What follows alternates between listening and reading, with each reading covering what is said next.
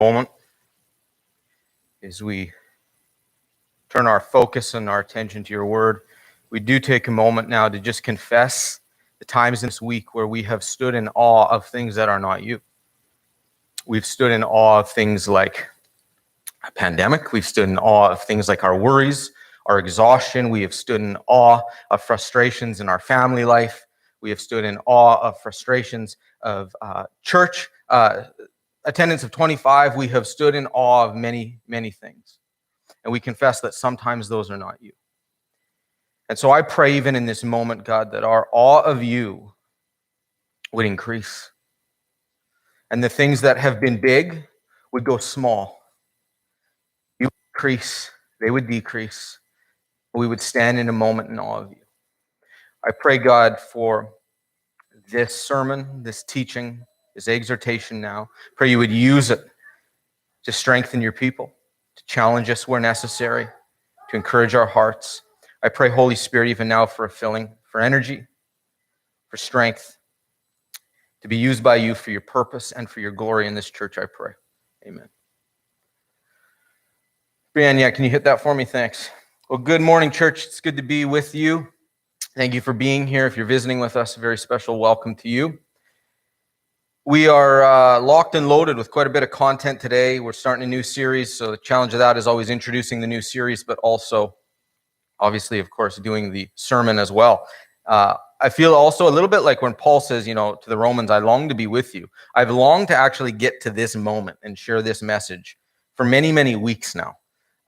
Normally, this is like, fall kickoff and our programs sort of relaunch. And in some ways, this feels like the opposite. But nonetheless, I have felt God stirring in my heart something to share with you today. And it's been percolating for a while. And so I'm excited to finally be able to share this with you. So I've called this series, This Grievous Moment, which is not the warmest or fuzziest title of all the sermons I've ever preached or series I've ever worked through.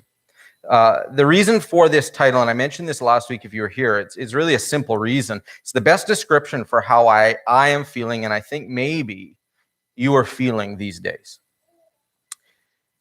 At the risk of saying what you have heard way too often lately, COVID remains. There are still many questions.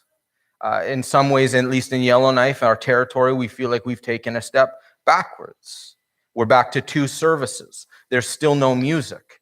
Church family is still disconnected. We still don't have ministry for kids. And at times, I think we wonder if we will ever be back together like we once were in this space again. The Delta variant seems to be everywhere. Our own city and our territory is fighting with an outbreak like we have not yet seen during this pandemic. Perhaps in a way we feel more like the rest of, at least the southern part of our country has felt for a long time now. This moment in time feels grievous. I don't know quite else how to define it. Now, when I say grievous, I'm not just talking about something we've lost and are now mourning over. I think sometimes we attach grief and mourning so closely that we almost use them, synonymously. And when I talk about a grievous moment, I'm not just talking about loss. I'm talking about those things that have made us feel angry and have made us feel hopeless and have made us feel like it's impossible and exhausted and so weary from doing it over and over and over again. So it's anything really in the last 18 months that has made us feel grieved, which of course is part of our collective grief of this pandemic, but there's also individual stuff that we've all had in addition to what we share collectively. And I think it's a grievous moment. I feel like it's a grievous moment. Now, as followers of Jesus, we should be the most hopeful people on the planet. And sometimes I think we forget this. Paul says specifically to the Thessalonian church that we do not grieve as the world does, as if we have no hope. So do we not grieve? No, we do grieve, but we actually grieve differently. We grieve as people with a very great hope. And because we're followers of Jesus and because we don't grieve as the world does, I think that it's important that we as a church talk about our attitudes, our actions, our perspective, the way we treat one another, and of course, God's promises and his character at this present time, in this grievous moment. This series will attempt to do this. For the first time in maybe my life, I don't know how long this series is going to be. We're just going to run with it until I feel like the Holy Spirit has sort of drained me of what I think I need to say right now. I have obviously some direction, but I just think that we got to keep this conversation warm for a little bit. In addition to this series, and this is going to be a little bit of an announcement for a second, so bear with me, but in addition to this series, I'm also calling us as a church family to a 4-week, basically, blast of intentional prayer and fasting as we process this time, this grief, this exhaustion, whatever it may be. Now, when I say fasting, I'm not sure what your context is for fasting, what your theology is on fasting, what you've been taught about fasting, what you believe about fasting. And should you participate in our Wednesday night gatherings, you'll get a little bit more on this topic. I'm not going to dive into it today, but I do want to give you one little tidbit because it'll express a little bit about why we're praying and fasting in the context of this Grievous Moment series, okay? So one of my very favorite theologians named Scott McKnight says this about fasting. He says, fasting enables us to identify with how God views a given event. Fasting enables us to identify with how God views a given event. Fasting empowers us to empathize with God. Fasting is about pathos. It's taking on the emotions of God in a given event.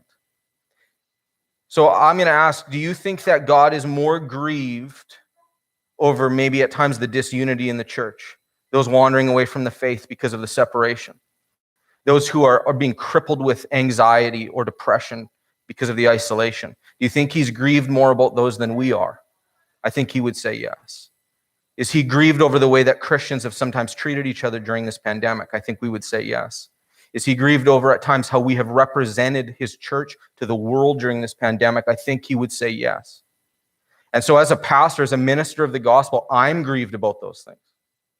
And I think God's grieved more. And so I think that fasting gives us a place to actually use our bodies, specifically our stomachs, to go into a moment of saying, God, we are grieving. You know, when you look through the Bible, when the people will grieve, it's when something grievous happens, or when they'll fast, it's when something grievous happens. So for example, when there's sin in the camp, when someone dies, Jesus said, you'll fast when I return to the Father because he will be removed. You don't fast when I'm with you. When hard things happen, grievous things happen, the people fasted. And so we're not fasting to have a tremendous breakthrough from God, though if he wants to do that, I'm all for it. We are fasting to say we are grieved about this, and this is our posture for this moment. And we're going to pray through that. Anything else I want to say about that? I think that's about it. So that'll be Wednesday nights, both here at the church and on Zoom if you're not able to be here or feel more comfortable to be at home.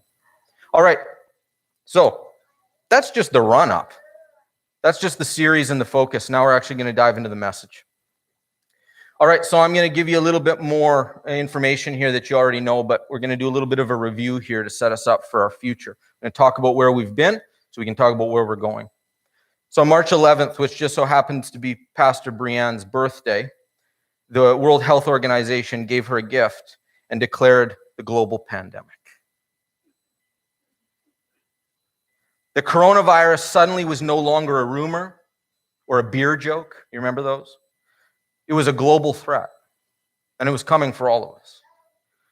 Once the pandemic was declared, we had one more Sunday service here. It was on March 15, and then we canceled in-person gatherings indefinitely by the following Sunday, March 22nd. And I have no doubt that every one of you remembers the early days of the pandemic. It obviously touched us in so many similar ways, and yet it touched us individually at the same time. What you may not remember, though, is something that happened just a couple of weeks before the pandemic, specifically a service at this church. On that particular Sunday, there was no one available to lead worship. Well, on the surface, this originally seemed like a problem to solve. It seemed like something that made Pastor Brianna and I frustrated. As we processed it, we felt it was actually a good opportunity to figure out a way to execute a Sunday service when singers and musicians aren't available. How do you worship God if we can't sing? So the service went like this that morning. We played a couple videos of other people worshiping. I taught about worshiping God with our lives, not just our songs. And the songs we listened to were very much in the theme of like refinement, living as sacrifices, God doing something new in our lives, us surrendering more of ourselves to him. Then at the end of the service, we actually, something we have not done a lot here, but basically had a time of altar ministry. We opened up the altar for people to come forward for prayer, for ministry. And sadly, maybe to our surprise, many people did. And for probably 30 minutes or so after the service, Pastor Brianna and I worked these chairs and prayed over people, spoke into their lives, and God moved in special ways and touched his people. We left encouraged that day. We praised and celebrated the hunger and the thirst for his presence that we were observing in so many people in this church. A few days later, there was a church board meeting. And while we were talking about how that service went, I clearly remember Arlen, Pastor Brianne's husband, and one of our elders saying this: that service worked so well, we know we can use worship videos in the future if it's needed. Little did we know that Arlen was a prophet. Here's my point in all this remembering. Is it not noteworthy that only a few weeks before the pandemic, we were worshiping by video and seeking to encounter God in a new way, praying with intention, praying with surrender, praying to be living sacrifices, hoping he'd do a new work, calling upon him to refresh us in new ways, to be changed and challenged and refined by him. And it was as if we had no sooner prayed than everything changed. Now, to be clear, I'm not suggesting that the Yellowknife Church of Christ praying that one Sunday caused the pandemic. Okay? I am saying that the pandemic turned our eyes towards the God who is our help and began to maybe shift our focus and our understanding of how we were, interacting with him, how we are following him. We might say he answered our prayers. One evidence of this was the Zoom prayer meeting, which I think is in the early days of the pandemic, the most full prayer meeting we've ever had in this church's history. Now, this is where we're going to drop off a little bit and kind of feel a minor key. Today, I wonder if the desire to encounter God, to know his love above all else, to know his presence in our lives, to be living sacrifices, and to be refined by him even in trial is still there. Or has this grievous moment caused us to long for something different than that? I wonder today if we are as interested to know God's love as we are as interested about the medical, financial, or political challenges that we see and are often upset by. Do we believe that what we need most in this pandemic age, in fact, what we have always needed and what we will always need, is the holy presence of a loving God who changes us in ways we don't always even know we need to change, and brings peace into chaos, and assurance in confusion, and courage in fear, and healing in brokenness, and energy in exhaustion, and forgiveness for sin, and I could go on and on and on. Or has this grievous moment caused us to long for something that isn't that? Many years ago, the psalmist found himself in a situation that we might call a grievous moment. And he expressed his thoughts about it to God. And over the last few weeks, as I have thought about this passage we're going to look at today, and I've thought about you, this congregation, and our moment, his words have brought challenge and comfort to me often. I have texted this to people. I've said it to people. I've told myself to remember it when I'm forgetting. And I'm excited to share them with you today. This will be a little bit more like an exhortation than an expository sermon. There's my warning. But if you want to follow in your own text, you can turn to Psalm 63. Psalm 63, we're going to look at verses 1 through 5. Not because they're the best verses, but because it'll work with what God wants to say today. Psalm 63, 1 through 5. Begins, "You, God, are my God." So often it seems like words. This is a profound confession. Remarkable, remarkable declaration. You, God, are my God. Earnestly I seek you. I thirst for you. My whole being longs for you. In a dry and parched land where there is no water. I've seen you in the sanctuary, and I beheld your power and your glory. Because your love is better than life, my lips will glorify you.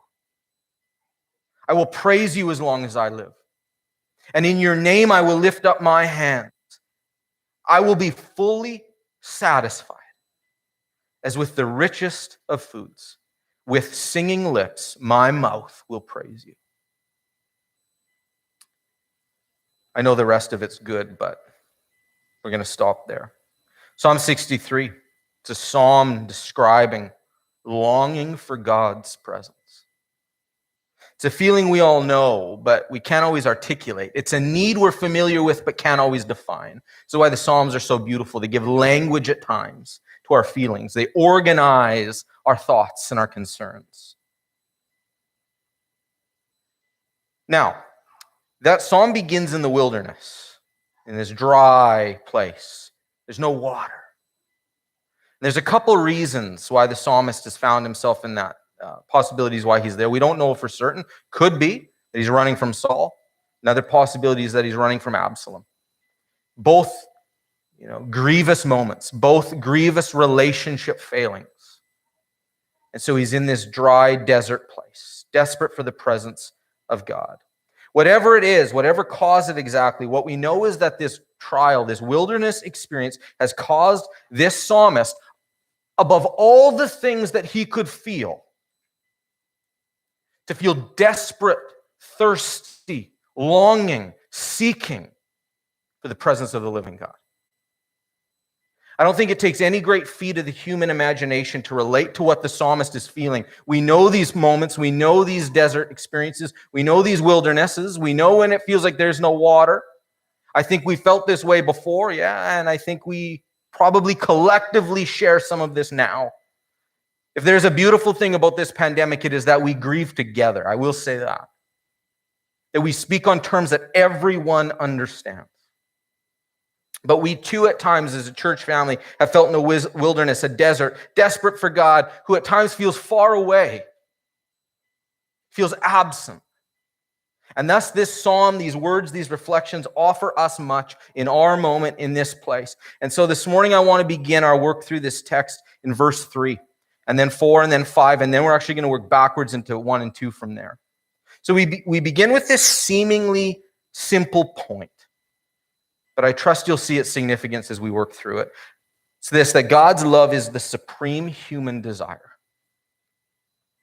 Because your love is better than life. Because your love is better than life, my lips will glorify you. I will praise you as long as I live, and in your name I will lift up my hands. I'll be fully satisfied as with the richest of foods. With singing lips, my mouth will praise you.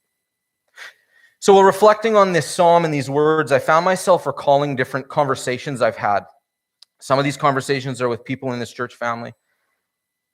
But they've been specific to this last year or so. And so in one conversation, someone expressed to me that the challenges of COVID are actually nothing compared to what they had experienced and undergone as a family in the last year. COVID's just some sprinkles on the grievous moment. I had another conversation not so long ago with someone in this church family who expressed to me a regular feeling of dissatisfaction in an important area of their life. Well, on vacation visiting my family, I had a conversation with my brother, deep, honest, kind of raw conversation. And we were kind of ping-ponging the ideas back and forth about how life's disappointments and challenges, which are always there, seem to just be magnified in this COVID age. What was hard seems harder. And these conversations point then to something we know well. It's that life isn't always as good as we thought it would be or should be. And this psalm affirms that. But the psalm also doesn't just give us the hard truth or the bad news or sort of the gloom of that reality. It also gives us hope. And I love this verse. This verse has been like on my lips for weeks. He says that God's love is better than life. The question I ask you is, do you believe that? And don't give the hasty answer and don't give the textbook answer. Like, you know that I want you to say yes. But do you believe it? Consider your attitudes. Consider your actions. Does your life say that you believe God's love is better than life itself? Yeah, I think we believe that God's love is better than the hard parts of life. We can get down for that. But do we really believe God's love is even better of what our best vision of the good life is? Do we believe God's love is better than if all our wishes and dreams could come true and we could live exactly where we want, as we want, with all we want? Is God's love better even than that? Do we believe that God's love is better than the good life, not just the hard life? Do we believe God's love is better than the life, and here's a pandemic question, that may currently feel on hold? And that at times, if we're honest, are desperate to recover. So I can't answer that question for you. I'm not even sure you can answer that question honestly in 2 minutes. But I've been thinking about this for a long time. And so I'm going to make some confessions here, and I hope what I say will resonate with you. I think if I answer this question honestly, during the COVID pandemic, I have given far more time to worrying and wondering about when I can get my old life back than I have spent adjusting my time and my disciplines to knowing what God's loyal love for me is, and that it's really better than the old life that I'm chasing. You see, during this pandemic, I have stressed and I've raged, and I felt hopeless, and I felt bored, and I felt tired, and I felt scared, and I felt lonely. And at times I have felt completely anxious about all of that because my life isn't at the moment what it's supposed to be. There have been days in which I have lived as if getting back to normal life. We've said this, haven't we? When we can get back to normal. That when that happens, I've lived as if that might just feel more like salvation than knowing God's loyal love for me. And in a way that is more than I know it now. You see, too often my deepest longings have just been to get back to normal life, not knowing more fully everything that God has for me. A love that is in fact better than anything I've lost or anything I might gain. I've just pursued and pursued and pursued and wondered and raged about, when do I get it back? Give it back. And I suspect that as I make these confessions, some of you relate. You too have likely found you have longed for your best life returned to you now, and you've longed for it almost religiously. You've greeted it in the morning. You saw it at lunch hour. You thought about it before you went to bed. It occupied your conversations with other people. It takes your energy. You've researched it. You've studied it. You're an expert on it. You have positions. You argue. You defend. You challenge. You've given your life to it. And you didn't even know what happened. Maybe this will help. You've longed for travel. You've longed for freedom. You've longed for church as it's supposed to be. You've longed for sports, both to watch them and to play them. You've longed for big gatherings in your home. You were mad when Christmas felt canceled. You longed for Mexico. You longed for Hawaii. You longed to work in your office because you missed your colleagues. You longed to safely sit in a restaurant and enjoy a meal like you used to. And at times we have longed for these more than we have longed for God's love, if we are really being honest, I think. Now, we're not the first ones to wrestle with misplaced longing. You've heard of St. Augustine. So the great Augustine of Hippo said this. I love this quote. He said, "Ye see those longings, how they are in the hearts of men," and of course women too. He's just writing at a time when this was the language. He says, "All men are inflamed with longing, and scarce is found one to say, my soul hath thirsted for thee." Church, it seems to me that at least a major part of the exhaustion, weariness, anger, animosity, bitterness, fear, sadness, loneliness, anxiety, isolation that exists during this pandemic in the hearts of followers of Jesus Christ. I can't speak for every person in the world, but I can speak for people that are people of hope. It seems that those things exist in our hearts, not just by the circumstances themselves, but by the desperation to recover our old life more than we are desperate to drink deeply of the love of God, which is better than it, and we didn't even know. I feel fairly certain if we had pursued God's immeasurable love with the same passion we have longed for our idea of the good life over the last 18 months, if we had pursued God's love with the same passion we have researched vaccines, tried to get our heads around vaccine passports and their value or disvalue, government overreach or government underreach, we are experts in this. If we had spent as much time going, oh God, I thirst for you, oh God, I thirst for you, I need you, as we have invested in this stuff, I wonder if our testimony might feel different. And I wonder, church, I wonder this, if God will still, the Spirit of Jesus walks through his churches and still even looks at maybe a church like us and says, it seems they forgot this was about love for a second. And that they've made it something else. And could it just be that even now, he wants to beautify us? That he's still concerned about this, about us knowing his love and coming back to his love and living in his love, instead of pursuing and chasing after a life that was never that good anyways. God bless all of us for the times where we have honored and given praise to God for our life. I mean, he created us for a reason. So I don't want to get so down on it, but I hope you see what I'm trying to say here. It's better than that. They're not equal. Now, the good news for a church like us and for people like me who have at times wrestled with this is God's love remains. I mean, Paul says it so amazingly that nothing's going to separate us from it. Not hell, not angels, not demons, not sin. And so it's hanging there. It's still there. The invitation's there. The door is wide open. But will we walk into it? Will we pursue it? Will we thirst for it? Will we say, God, I'm posturing myself in such a way as to receive it? Today, while we have breath, we have an opportunity, you see, to know God's love in such a way that we actually join the psalmist. And we say in the middle of this chaos, in the middle of this wasteland, God's love is better than life, and my lips will glorify you. In other words, I have reason to praise right now. I don't just have reason to complain. I don't just have reason to confess my exhaustion and complain about my friends and my family and my boss and the way it is. I have reason to glorify the God who loves me now, not one day. The psalmist goes on, doesn't he? He doesn't even just stop there. He says, and I will praise you as long as I live. The life you've given me will be one in which your praise is absolutely everywhere.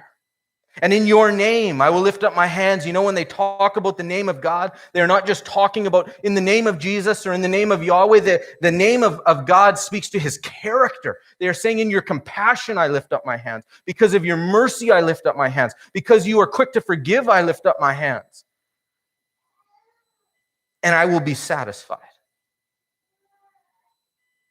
As with the richest foods. With singing lips, my mouth will praise you. This is the result, church, of a life that knows God's love is better than our concept of the good life. So today, when everything has a tendency to feel grievous, maybe hopeless, and maybe your lips feel a little bit more saturated with nothing but negativity and complaint and fear, do you want a revelation of God's love? So deep, so close, so powerful, so real, that you can't help but replace the sour taste with the sweetness of declaring the glory of God. I know I want that. I know I need that. And I don't just want to take the psalmist's word for it. I want to write my own story. I want my life to be a psalm declaring that his love is better than life. And if you do too, then we have to ask, well, what are we going to do about it?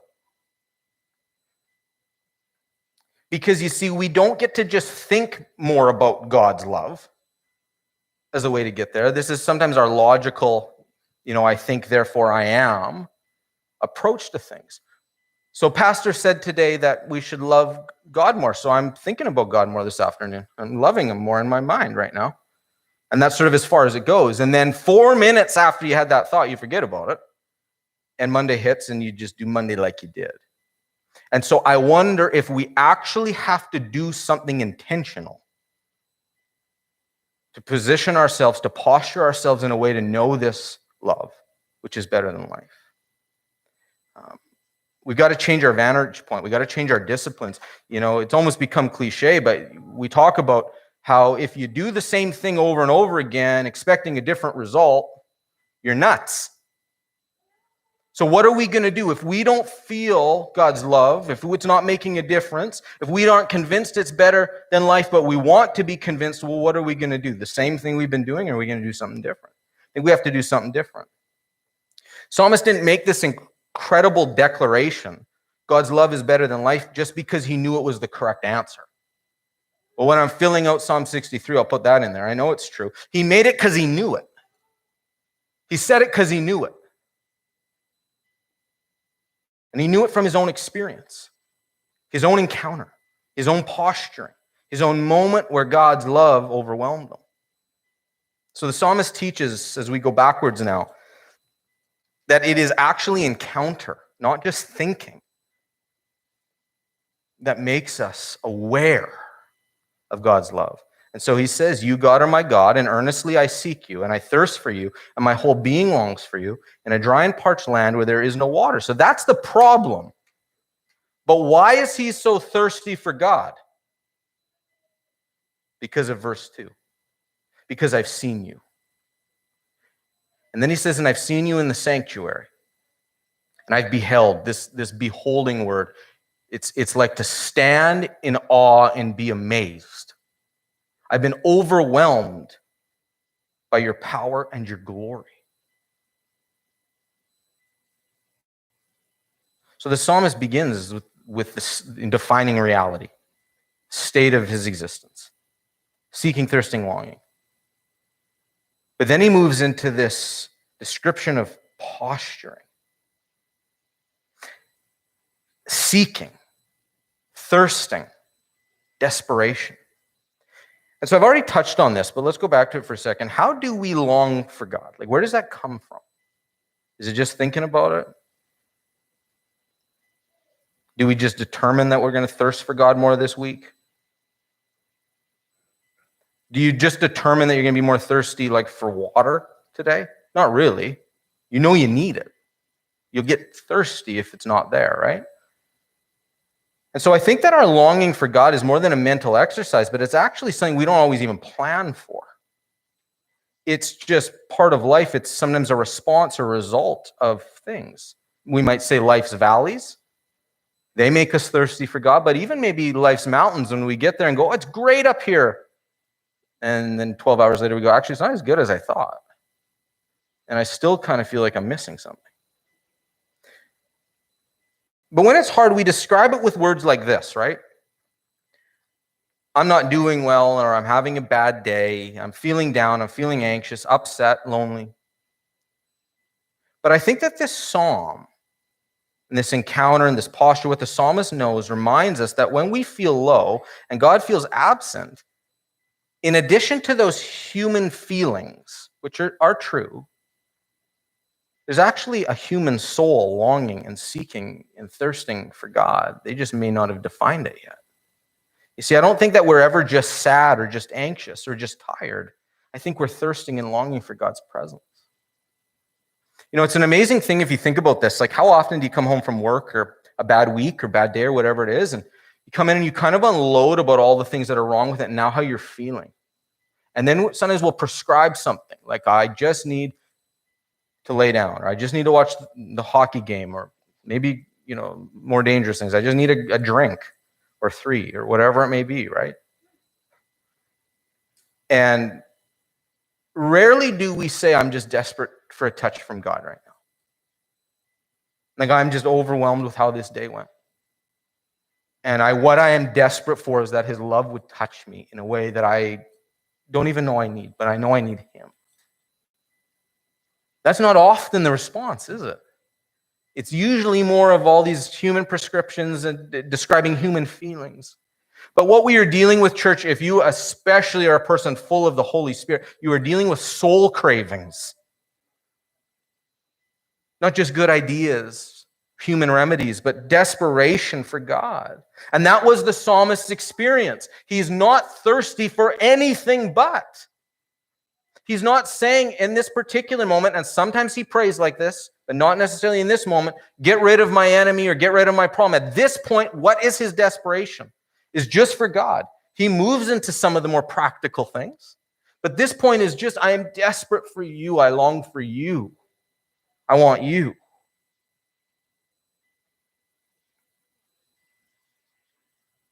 But he knows this craving because of encounter. And this is where we're going to move to wrap this up. He knows it because he stood in awe of God's glory before. Some of you have also. At the risk of sharing too much, Chantel was just saying to me last night, she was reflecting on a season of her life where she felt God was so close.